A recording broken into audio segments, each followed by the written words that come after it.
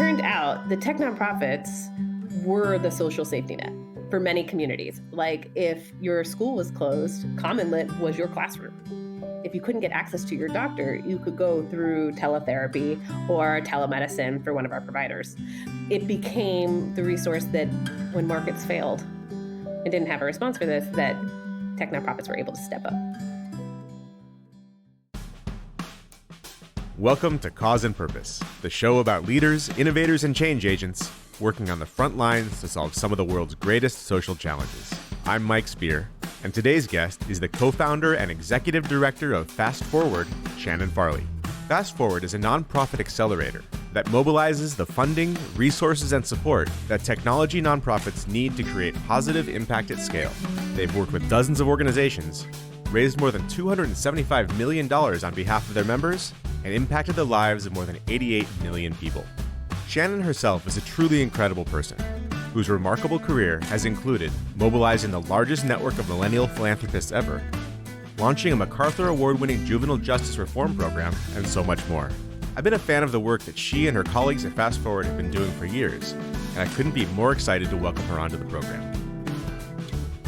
Well, Shannon, thanks for joining us. I'm really excited to talk to you. I've been following Fast Forward for a while, think very highly of the work. Let's start with the beginning. I'm curious about, how you grew up, your family life, your folks, who you were as a child and what inspired you to pursue this career path. Yeah, thank you. And thank you for welcoming me here so warmly. I'm really excited to talk about the fun stuff I get to do in the world. So I grew up, my dad was an entrepreneur. He was a doctor who then went to business school and started what we would call now a biotech company, but those didn't exist yet. They called themselves genetic engineering companies, which is a little scary, but that was the name. And so there were always like scientists and other entrepreneurs hanging out at our house. Like they were just like a pack of weirdos talking about big ideas and things that didn't exist yet and sort of making it up as they went along. And on the other side, my mom was a social worker. She was a hospice social worker. So having like those two things around definitely influenced how I thought like what a job was. Other kids that I grew up with, had lawyers or doctor parents, and they had like these very clear career paths. For both of my parents, it wasn't always so clear. I feel like that kind of comfort with chaos is a really helpful baseline for entrepreneurship. Yeah, absolutely. My dad sort of instilled the same thing about, being your own boss and all those things, and sort of recognized that my path would be a little bit more difficult and meandering, but that he was always very clear that it was much more rewarding than, Mhm. it could potentially be more rewarding than if you just follow a straight line and, as you put it, make widgets. You talked about sort of going down the path of entrepreneurship because you're impatient and you don't want to wait for other people to solve problems. Can you talk a little bit about that? Where did that come from? Like, how is it manifested? I am deeply impatient. I think I have been the whole time. In fact, I was almost born on the Bay Bridge because I just like had to get out. So that is how I showed up in the world. And I'm also very optimistic about possibilities for this world. And when you combine the two together, just deep, impatient optimism, the only thing you can do is be an entrepreneur and start building things to make the world better faster. That's an interesting way to put it. I really like that. Can you elaborate on the sense of urgency part of it? Well, I'll tell you, the first time I thought it could be a job was Mm, I was in college and I had a scholarship. And like you could choose to check IDs at a library or you could go work for a local NGO. So that's what I did. I went to this local NGO and it was a women's shelter. Uh, People typically show up at a shelter like that really because they have no other options and they often come at night. And because I had a full course load, my shift was from 5 a.m. till 1 p.m. most days, and I would take classes later. But at 5 a.m., what's happened is someone has been in the shelter for like a couple of hours. They probably haven't slept. They've probably just experienced one of the worst nights of their life. And they're very scared. And my job at 5 a.m. was to help them go through paperwork, like paperwork to get your kids in school, paperwork to get a new driver's license, paperwork to change your identity with the state. And it just was maddening that the community's response to this terrible moment and the way we thought best to help these folks was to make them fill out binders of paperwork. And I just knew there had to be a better way. Like, there just had to be a better way to make this a simpler, easier process. One thing that tech is really good at is paperwork, right? Like, it can streamline processes, it can make things just a little bit easier, a little less painful. And that was sort of the beginning of my career, thinking about like, how would you fix these painful processes? Mm, And tech is an obvious part of the solution. We accept a number of teams now that's exactly what they do.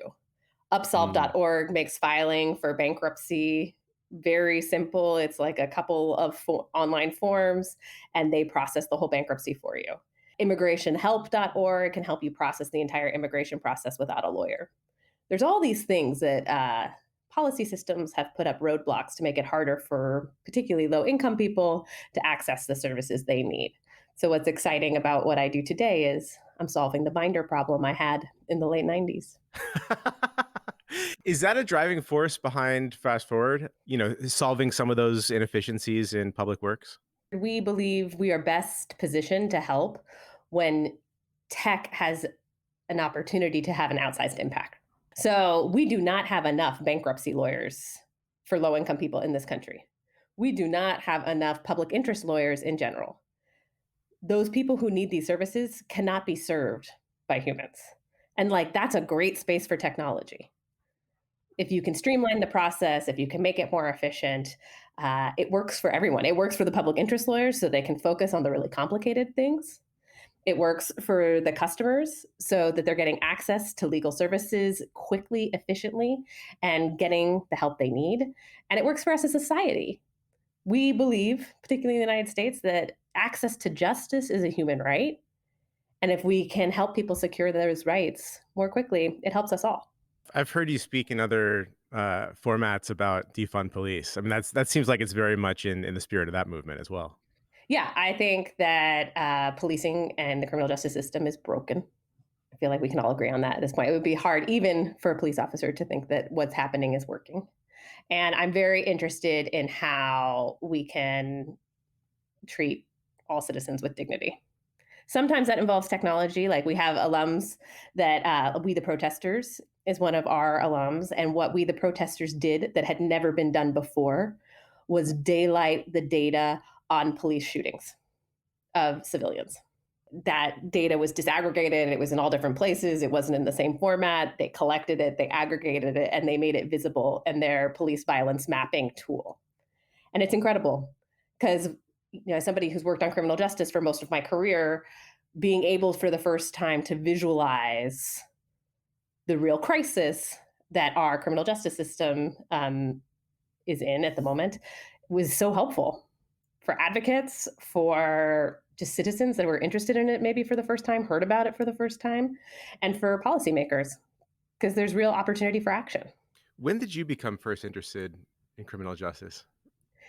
Yeah, I went to Catholic school, and there was a nun, as lovely nuns always do. They came to my classroom, and she was a prison minister. That's what her ministry was, and she basically drew on the chalkboard, the panopticon, Foucault's panopticon, and talked about how prisons are designed today.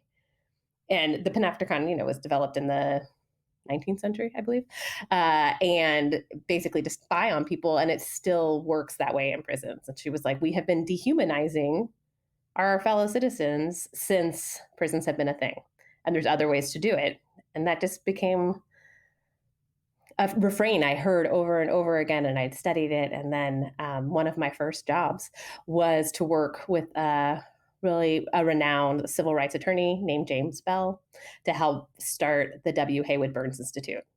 And that organization, we worked on disproportionate minority confinement issues. What's interesting about it to me today in particular is that it was a data play. Like, we basically take all the data about why kids of color are locked up for things that white kids don't get locked up for, show people the data, and then you can change policies. Like, don't worry about hearts and minds. You need the data first. The hearts and minds will come. And that's one of the really powerful things about data. And a lot of the organizations we fund today are making data visible as a tool for social justice. I feel like that's inverted relative to how most organizations begin. Well, I mean, to be fair, with the Burns Institute, James did have the opposite. Like, he'd been a kids lawyer for years and years and years and was like, I can't keep suing these institutions for torturing children. It's not working. How do I make sure that the kids never get in the system? And that's when data became part of it. And I think because that was my first startup, that was the first thing I saw. I'm really indebted to James for showing me the power of data. We didn't really have technology then. Like, some of our data crunching was like in a basement of a probation office, like with one of the calculators that had like the paper ticker tape on it. It wasn't always tech, but that's tech. That's how it started. How did you meet James, and what was he like, or what is he like? He's amazing. I met James because I got the job off of Craigslist to be his legal secretary at an organization called the Youth Law Center. I was a terrible secretary because of the impatience I mentioned earlier. I was really, really bad at it. But James was doing this thing, and he was like, "I have this idea. Would you want to hang out with me and do it?" And what neither of us knew is that I was 22 years old. I had no business being in the meetings that he let me be in, but he needed to like show up like he had a team. And so I would go to these meetings with him, and I got to be there as he was creating an organization.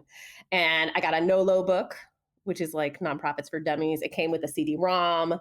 The CD-ROM had all the papers on it that you would need to file to become a nonprofit. So I just like did it, and I didn't know that that's not how people normally did things. And I think because of my dad, I was like, "Oh, you just do this stuff. Like, you want to start a business, you just do it. Like, you get a bank account, you call a lawyer, you like, it's not that big a deal." So I learned a ton. And eventually we hired in real people who knew what they were really doing. And yeah, and then I went to grad school. I think you just summed up the journey of a startup founder, basically. Yeah. I was We like, just oh, sort of that, did it. We didn't know what we were doing, and then eventually we brought somebody in who understood things. some real people. Yeah. Yeah, yeah, absolutely. Let's circle back. I want to talk more about the Hayward Burns Institute. Can you talk briefly about what that is, and how you saw it evolve over the years, and what you learned from that experience?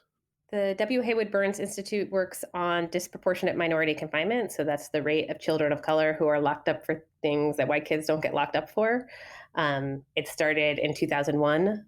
So at the time, I don't think most people knew. Most people, if you come from communities of color, you certainly know that your kids were getting locked up and other kids were not. If you come from a majority white community, maybe you didn't know what it looked like inside juvenile halls and juvenile probation systems.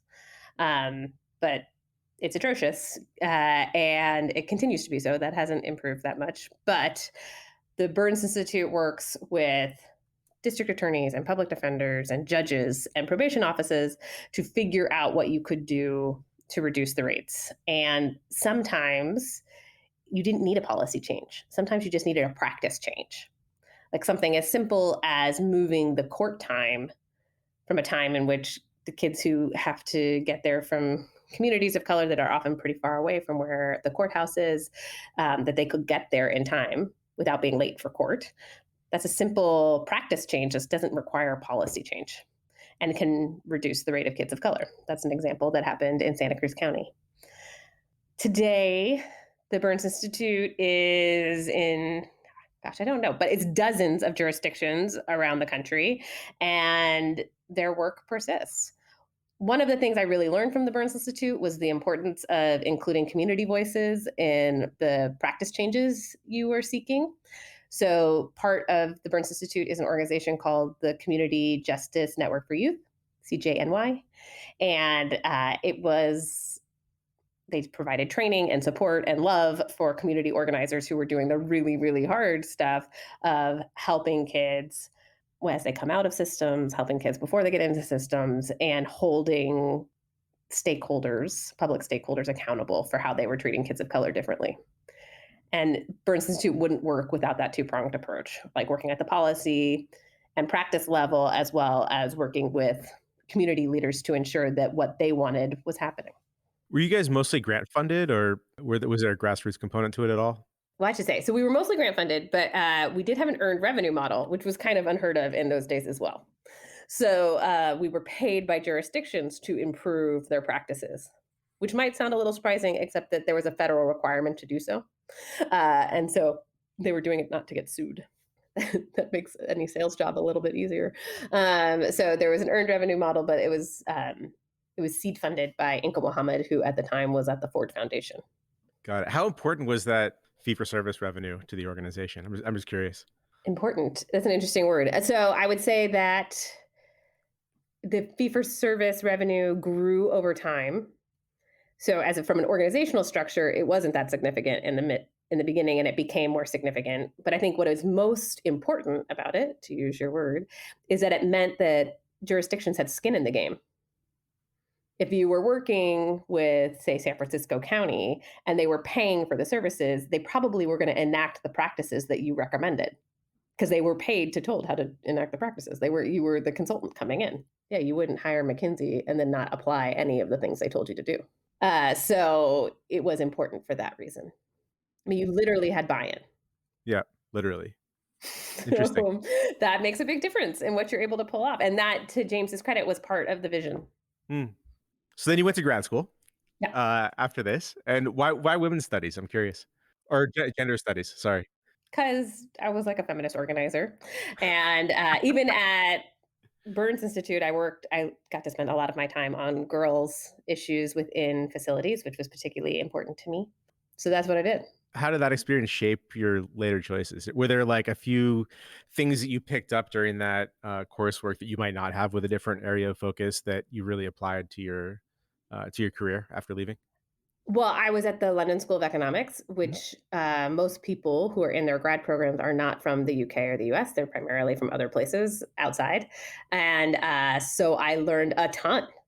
I had a classmate who he was the Ministry of Manufacturing for Pakistan, and he was in the Gender and Social Policy program because many of their manufacturing workers are women, particularly in the garment industry, and so that's what he was studying. And I just learned a ton from his perspective, and I learned from a lot of my classmates on what was happening from policy perspective to women in their countries, and what could or felt like could be changed easily and what like may never be changed.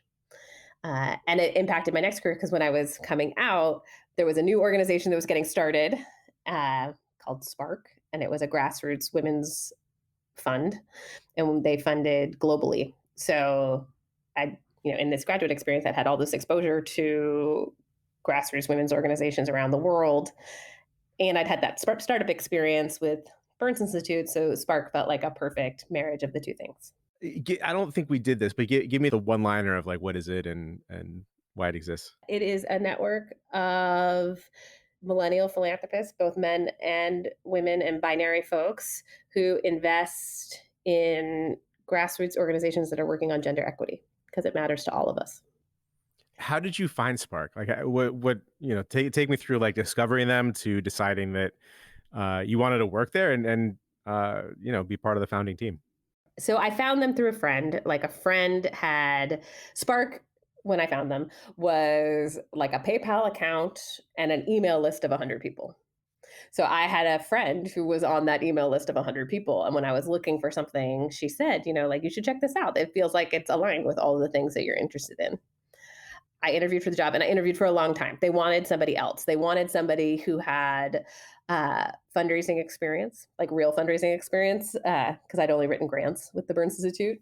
And they wanted somebody who'd been an executive director before at nonprofit CEO. And I definitely didn't have that. And so they didn't get their first, I think, two choices. And then they got me. And it turns out we were like at the right stage for each other, me and Spark. Because I didn't know how to fundraise and I had to learn it on the fly. And Spark didn't have a business model. So like I got to practice fundraising with all different kinds of verticals. And it was in many ways an early stage tech nonprofit because we did all of our grant making on a wiki. We had this email list and a PayPal account, and none of the funders I talked to understood what we were trying to do. To put it in context, it was, 2007. GoFundMe, like crowdfunding organizations wouldn't even be created until like 2006. So crowdfunding as a word didn't really exist. So this idea that we were going to get small donations from thousands of people and that would be a long tail investment in a grant making cycle just seemed bananas. But we worked on it and we got there. And it ended up becoming the largest network of millennial philanthropists ever, which is cool. And I just learned everything. Some things I had to relearn that I learned at Bird Institute, I had to relearn and learn again. And so many of the lessons we teach our entrepreneurs at Fast Forward come from my experience at Spark. So you just breezed through something I want to talk a little bit about and deconstruct. So this whole crowdfunding thing, was this your idea, or was there like a mandate that, hey, this organization wants to have micro donations from a large number of people? Like where did that desire come from within the organization? No, we didn't want to start with small donations. We wanted big gifts. Like we wanted in our dream, institutional philanthropists would be like, "Ah, gosh, I wonder what young people think about something. Well, let's give them some money and then let's see how they give it away." That was like the dream. Turns out that was a really unrealistic dream. Nobody cares even today. Like people don't care what young people think about philanthropy. Like kids have to fight for it for themselves. They're clawing at it. Each generation is really invested in their own ideas about what should happen and why. So nobody wanted that. We had always had a membership model, and the price changed over the years, but at first it was $50 and then it was $100 and then we went down to $25, and actually that was the ticket. As soon as we went down to $25, we had thousands of people and not hundreds. And we used those monies to make grants out of it. I think the timing's important because it was also I was hired in September of 2007. So 2008 hit pretty early into my tenure and everything fell apart, right? Like most of our members lost their jobs. Millennials were really hard hit in the recession, and foundations panicked that they were going to lose their corpus. So they like pulled back from grant making aggressively. And we had to get really creative and organizations needed more money more than ever because grassroots organizations were experiencing all of the constraint that we were. So we had to get really creative, and we did. And it turned out to be this powerful engine for change. And we certainly influenced organizations within the women's funding community. I think influenced some other philanthropic communities as well. And we were able to deploy a lot of money in the end. What is the value of crowdfunding? Is it purely those donations? How should organizations think about crowdfunding? What does it do? What can it do for an organization? What did it do for Spark? So crowdfunding is really only powerful in the aggregate. Like your $25 is not going to make a demonstrable difference to whatever cause you're giving to. It's $25. But $2,500, $25,000, $250,000, as the crowd gets bigger, that money matters more because it has more influence. But more importantly, it shows that there are thousands of people who care about this thing. So the power is in the aggregate. Uh, we often have teams at Fast Forward who the first money came through crowdfunding. And what those founders will tell you, and they will tell you it over and over again, that like it wasn't the $25,000 I raised that was exciting, is that there were 1,000 people who believed my idea mattered. And the power of that is the juice that keeps you going. So at Spark, whether I'm early to things, and that's part of my problem, or I cause it, we'll see. But like feminist was a bad word when we started Spark. Nobody wanted to be identified as a feminist except for me. The whole board was like, oh God, no. Like, listen, I don't want that word anywhere near my website. And over time, the meaning of the word shifted.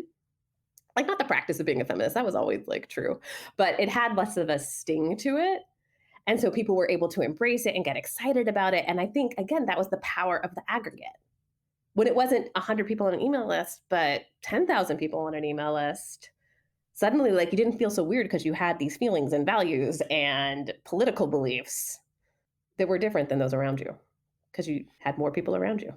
Is that just a feel good thing and an audience, or did you leverage those small donors? Like it strikes me that especially in movement building, grassroots organizing, as valuable as the dollar amount that they're giving is the ability to engage those people to activism or volunteering or to use the human capital that results from crowdfunding to help achieve your mission. Did you find that to be true or?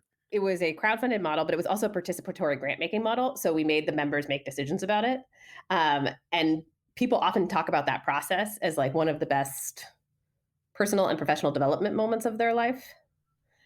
because one, you have to get out in front of hundreds and hundreds of people and talk about why you think this grant should go to this place. Then you have to argue against other people. You also have to, like, if you wanted more votes for your issue, you had to go get people in the room to get excited about it. Sometimes you could get a matching gift from your corporation, and your corporation would see what you were doing in your outside life. The process of engaging in it was as valuable for the members as it was for the grantees, I think.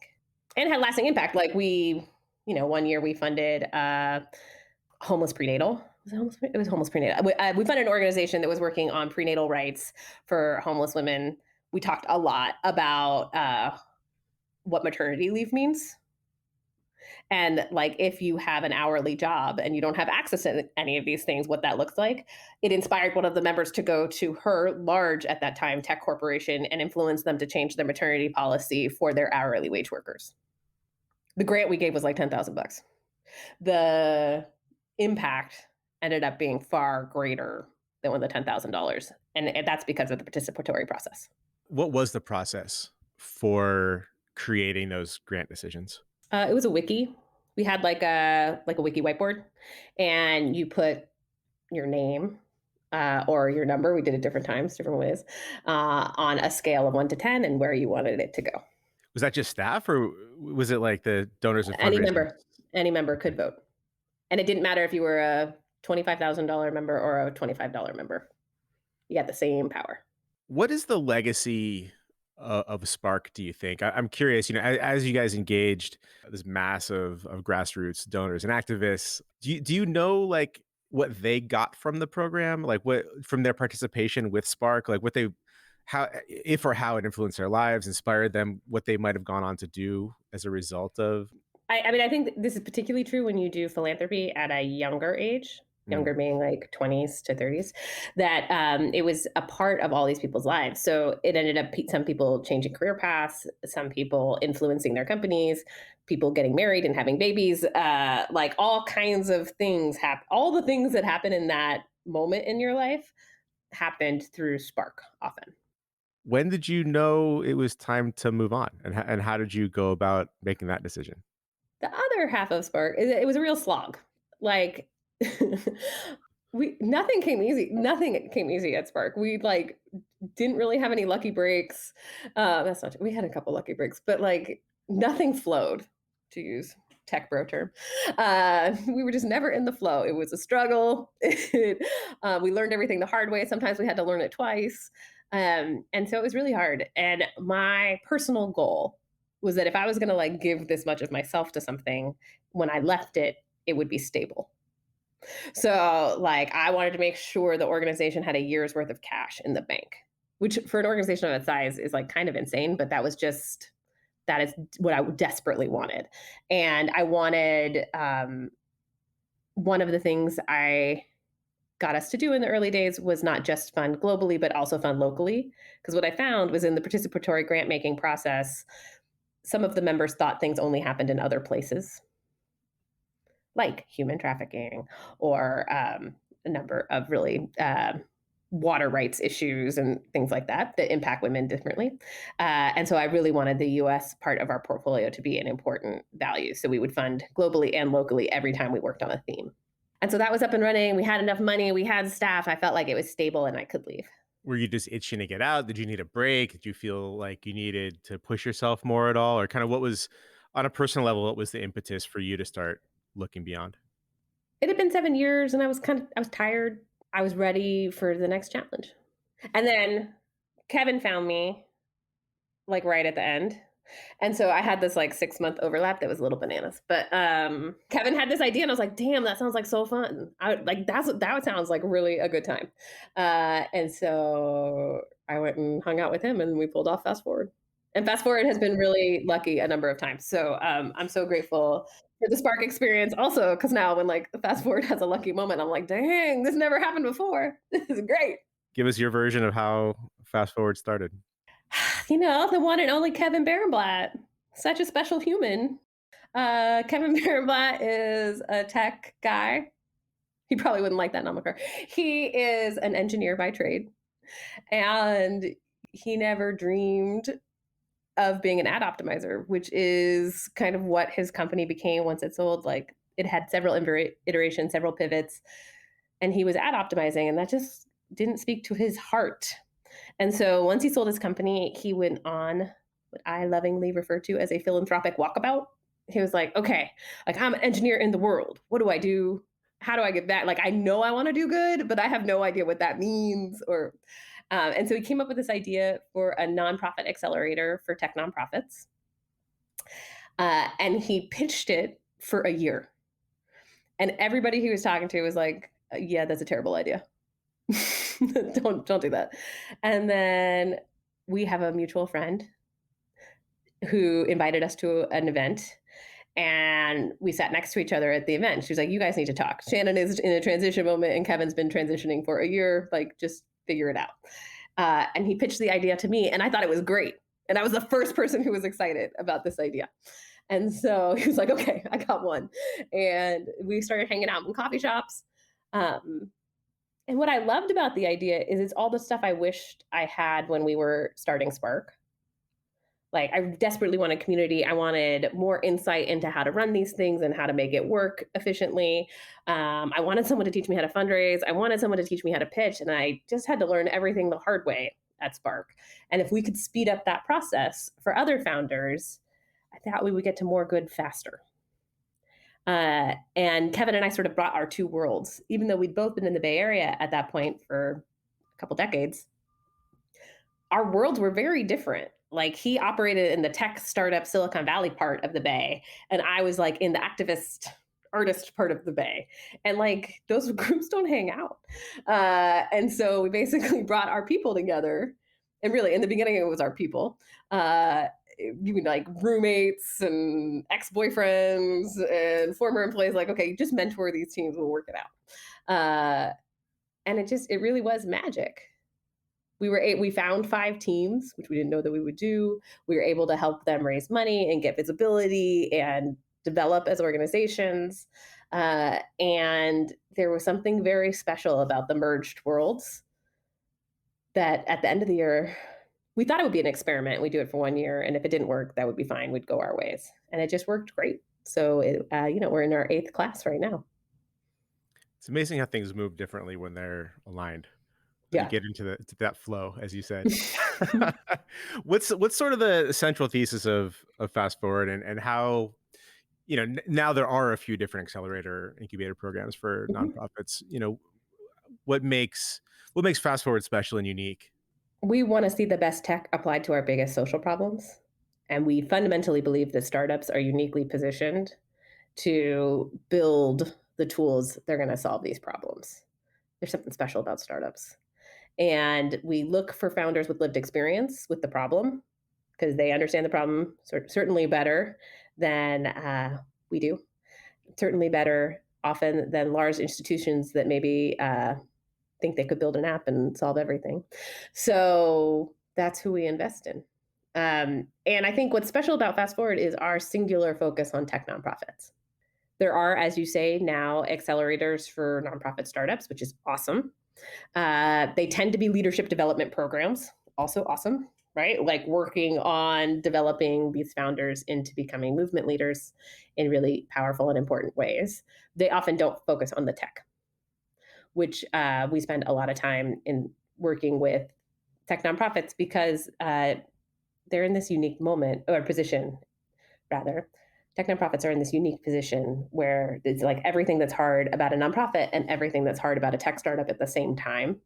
And the ecosystem of support hasn't like fully matured yet. So there are now some funders that like invest in tech nonprofits. That wasn't true 8 years ago.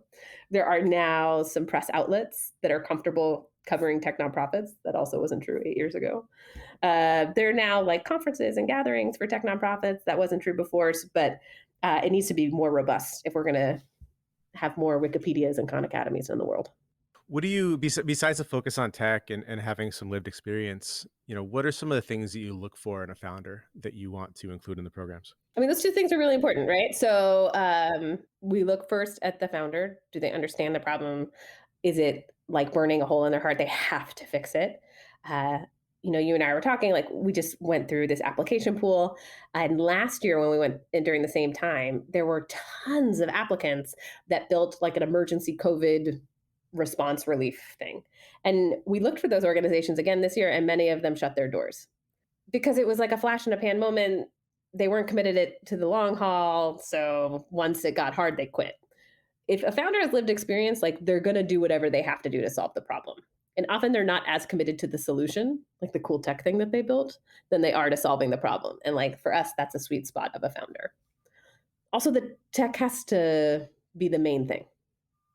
Like, today Spark wouldn't count. Like just using a wiki to do your work is not a tech nonprofit. Like it needs to have tech at the core of the impact model, because everything else changes when that is how it works. And then we look for other things that I think other early stage investors and funders look for. Like we look for grit, we look for understanding, we look for the solution size, like how big is the market and how are you thinking about your go to market strategy to address it. And then we choose, like we're sector agnostic, but we choose. So we tend to choose organizations that are like steeped in social justice. What's my journey as a member of the incubator, and what sort of services does Fast Forward provide? We give money to the teams. We give them access to mentors, like tech mentors and philanthropic mentors to help them build out. We spend a lot of time in one on one coaching to help them get to where they need to be. And then we have a community of other founders. And in the beginning, we thought what tech nonprofits would want most is the money and then the connections and then the community. But it turns out the thing that they like best is inverse. They love the community of other founders and having someone like force them into a room, right? Founders are busy. If you can't create opportunities for them to engage and be with one another, they probably wouldn't do it. And so if you facilitate that community, it's really helpful in who both the founders and their organizations become. The access to connections is really important. In the first year, all five groups but one were from the Bay Area because that's where we are.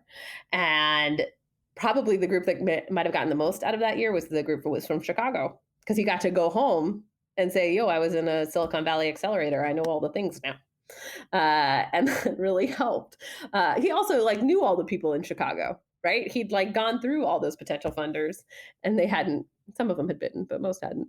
So he needed the signal that he'd been in a Silicon Valley accelerator. And now we have lots of international teams and folks from other places mostly, and it really does help.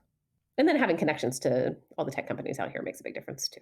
So I'm curious to hear you talk a little bit about, how this is grounded. And even though you're doing tech solutions primarily, like the real, what's your take on how these solutions really are important to people's real lives and grounded in, sort of the gritty truth? No, I'm glad you asked this. So in part of Fast Forward story, right, is Kevin in his walkabout year was a entrepreneur in residence at a venture capital firm. Mm. And he would meet all of these founders who built like really great products looking for a problem. And it just drove him crazy. Like we have a lot of problems. Where are the people who are looking at the problem and then building the thing to solve it? And that is one of the very exciting things about working on Fast Forward is because the founders are so committed to the problem that the way they solve it could change over time, right? They often don't build something right away. So an example would be we recently spoke to a team called Asset Hub, and Asset Hub was founded by somebody who works in a mayor's office, in the Oakland mayor's office, and she started noticing that her constituents were going to Reddit to navigate public benefits in Oakland.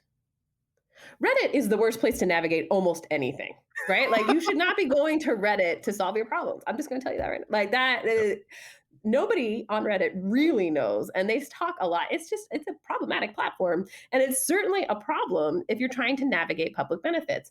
So she is creating a tech nonprofit that will address it, and they've started with a type form. It turns out type forms are really helpful to figure out what people are looking for, and then they help you navigate it. It will become a community in which people can get their questions answered and help them figure out how to get the things that they need most.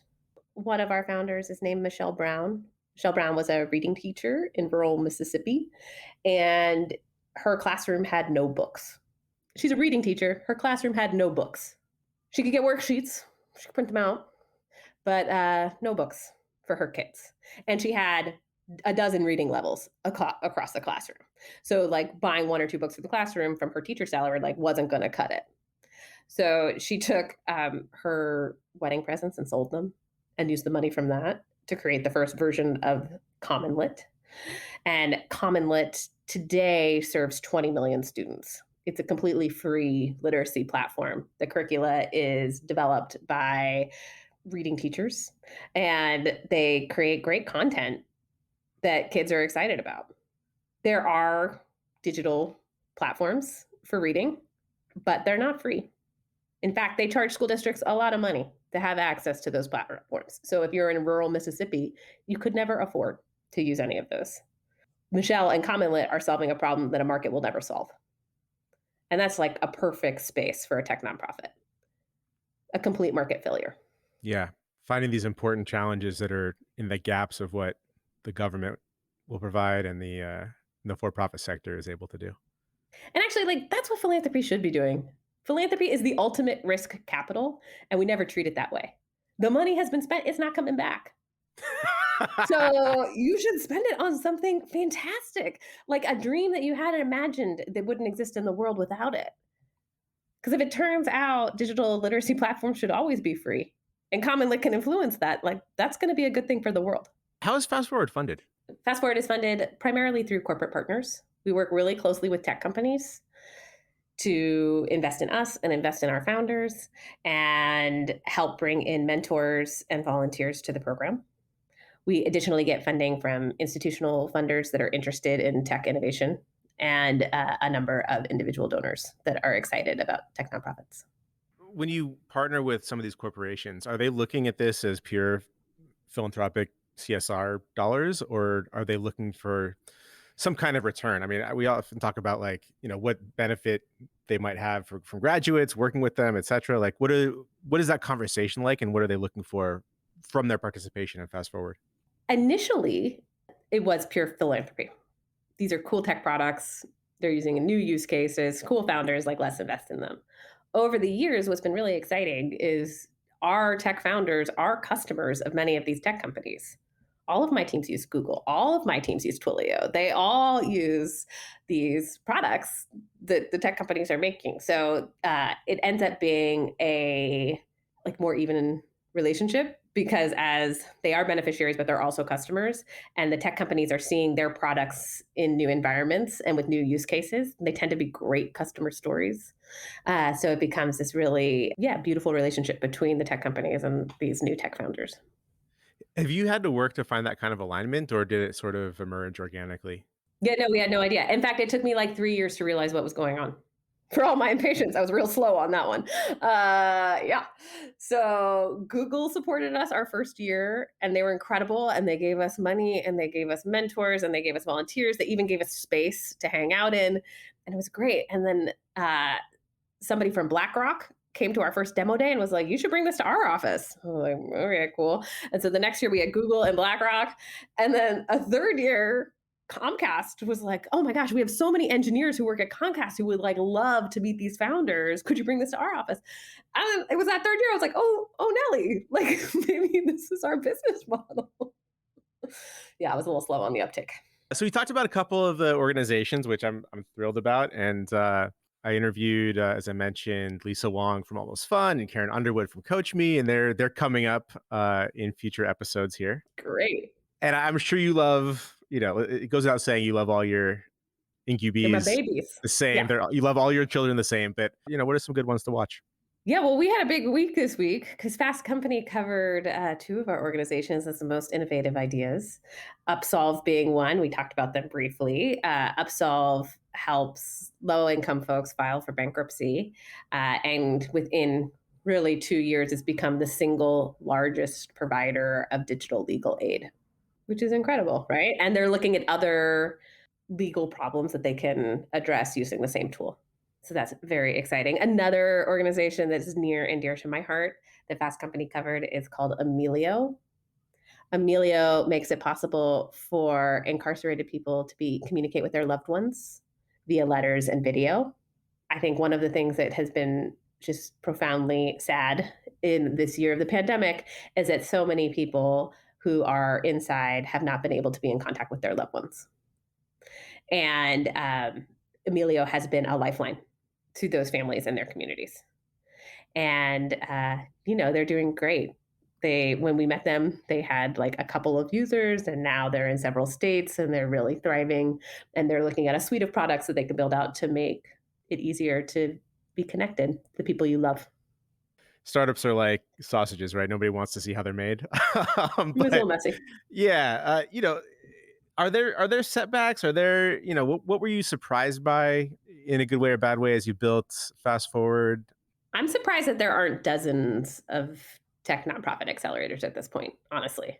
They should exist in every vertical, in part because of the alignment of the investors, philanthropic investors, to the issue area. And that just hasn't happened yet. And it's partly because philanthropy is slow, painfully slow.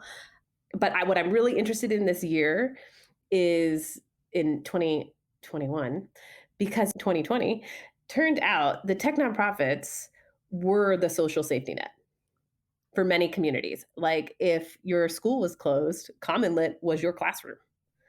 If if you couldn't get access to your doctor, you could go through teletherapy or telemedicine for one of our providers. It became the resource that when markets failed and didn't have a response for this, that tech nonprofits were able to step up. So I'm really interested to see if sort of this crisis inspires people to think about tech interventions differently. Fast forward 5 years from now, what's the place of tech nonprofits in the ecosystem, do you think? I mean, I think a couple of commingled trends. One is like computing power is getting real cheap, right? So, a couple years ago, we had a tech nonprofit that built her product for $5,000. It's called Talking Points. She paired Google Translate with Twilio to allow non-English speaking parents to communicate with their kid's teacher. It was $5,000, and she took it out of her student loan.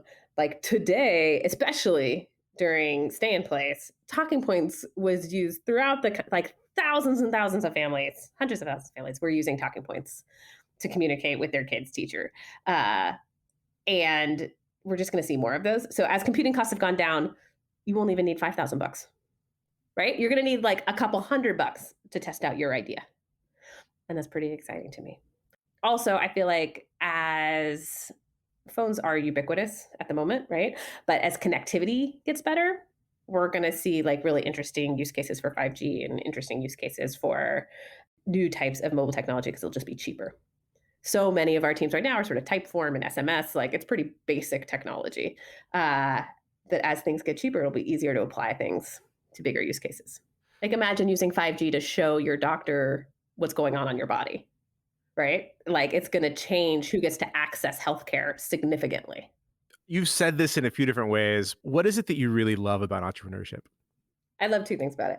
I love making sense out of chaos. Like that's deeply satisfying to me. I also love the fundamental hopefulness of it, that there is a better way, and all it needs is this idea applied to it, and we're going to make meaningful change. Like it's fun to show up with that as your framework. You seem to have a very strong sense of self-efficacy, the idea that there can be a problem out there and you can step up and do something about it. We would call that ego. Well, sure. Sure, I have a very strong ego. Um, Mostly, I feel like, how could I not try? Is that a responsibility? Yeah, what are we doing if we're not trying? Actually, not trying would be the worst.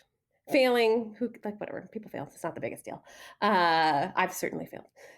If you don't try, and especially if you think it could be better and you have an idea about how it could be better and you don't try, like, what a waste. Yeah. So maybe it's responsibility, maybe I mean, it's probably responsibility, ego, and hopefulness all wrapped in one. So what advice would you give to somebody then who's either on the precipice, like they've seen something and they're like, I don't know if I can do anything here, or maybe they've started to take those first steps. Like, what advice would you give to somebody at the beginning of this journey?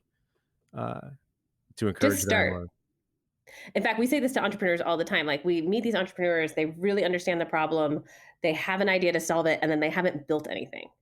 And what we tell them is like, you actually have to build it.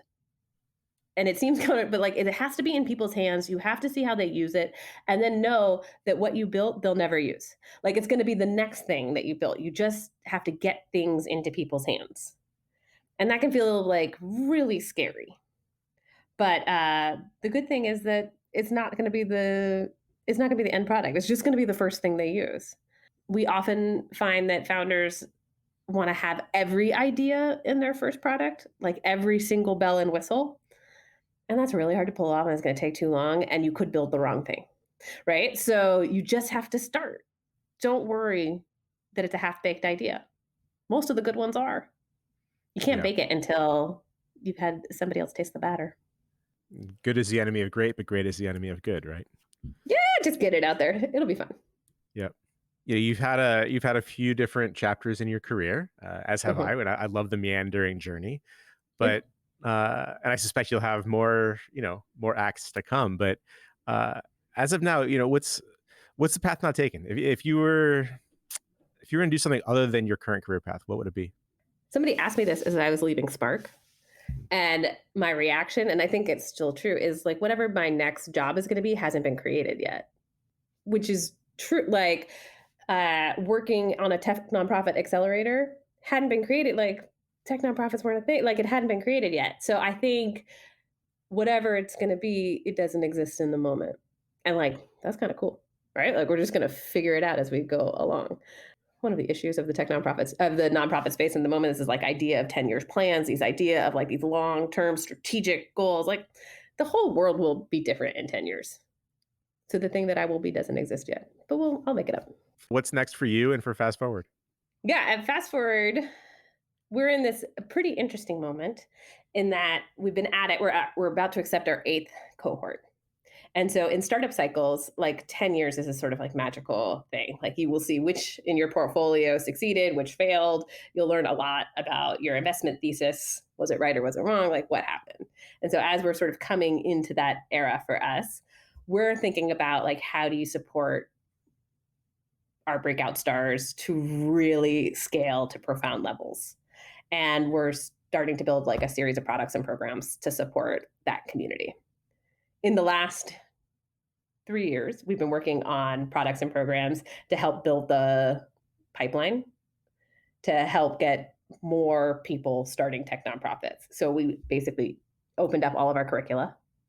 You don't have to go to the accelerator anymore. We now have a playbook where you can learn all the things that we teach in the accelerator. It's on our website. It's called The Playbook. We recently launched an academy series in which we brought experts from each area covered in the playbook to come and talk about what they know and why it's important. It's like a mini startup school. It went really, really well. We had thousands of people from all over the world participate. And my hope is that those seeds become tech nonprofits that we see down the road. As we build in the early stage of tech nonprofits, we're now looking to scale stage. And like, how do we make some of these groups that we made earlier investments in household names? You and Fast Forward are especially interested in social justice. You talked about, even self-care to an extent, but outside of what you're currently working on, what do you feel is the most important cause humanity can tackle right now, and why? Personally, I'm deeply concerned about like that these might be the last stages of democracy. I feel like we're seeing that across the globe, and I'm deeply concerned about what will happen if pillars of democracy crumble and what that means. And like, I don't know, a tech product is not going to solve that problem.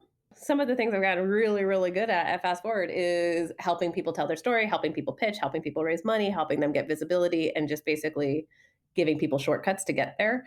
So I feel like the best thing I can add to the global democracy and human rights movement is helping people do those things. So I train human rights activists, I train democracy activists. That's like mostly what I fundraise for these days outside of Fast Forward.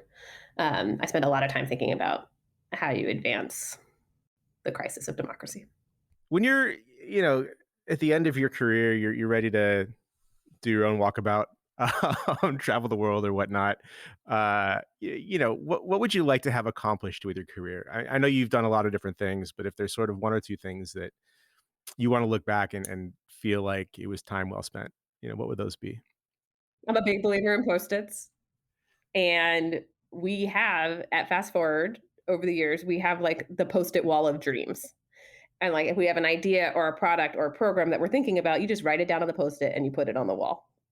And, sometimes it's the law of attraction. Sometimes you're in a conversation, someone's like, "What's new? What are you working on?" And you like pull down a Post-it and was like, "Well, this thing I could work on if you help me do it." That's what happened. So 1 billion is on a Post-it because as of today, we've helped serve 88 million. And I want that to be a billion in 10 years. All right, so somebody wants to join Fast Forward as enter the accelerator program. Somebody wants to fund your work. How do they get involved? Come see us. If you're a tech nonprofit, reach out. We have a ton of products and services for organizations that do not go through our accelerator. Everything from like a weekly funding email with every opportunity in the space to a playbook and academy and events and supports that you could use. So come find us. It's ffwd.org. We run a summer accelerator, and the applications are live typically in February of each year. So come find us. We just closed this recent round, but it'll happen again, we promise. And then if you're interested in supporting Fast Forward, come see me. You can find me. I'm all over the internet and at the Fast Forward website. Everything is opened and accessible. So come hang out. It's Shannon at ffwd.org. Well, this has been a great conversation. I've enjoyed meeting you and getting to know you and learning some of your backstory. So thank you very much. Thank you.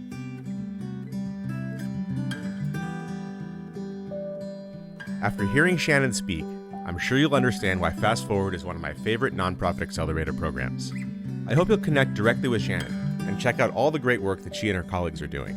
So far on Cause and Purpose, we've really been focusing on established leaders and more mature organizations. I'm sure it'll come as no surprise, though, that in my heart of hearts, I'm truly drawn to startups and the joy that comes with the hard work, innovation, and camaraderie inherent in launching a new venture. We'll still be featuring some great, well-established leaders here on the program, but we'll also be expanding our scope to include some amazing founders in the early phases of launching their organizations. Among our first startup episodes will be Karen Underwood from Verano Health and Lisa Wong from Almost Fun, two great organizations that just happen to be graduates from the Fast Forward program. So keep an eye out for those in the weeks ahead.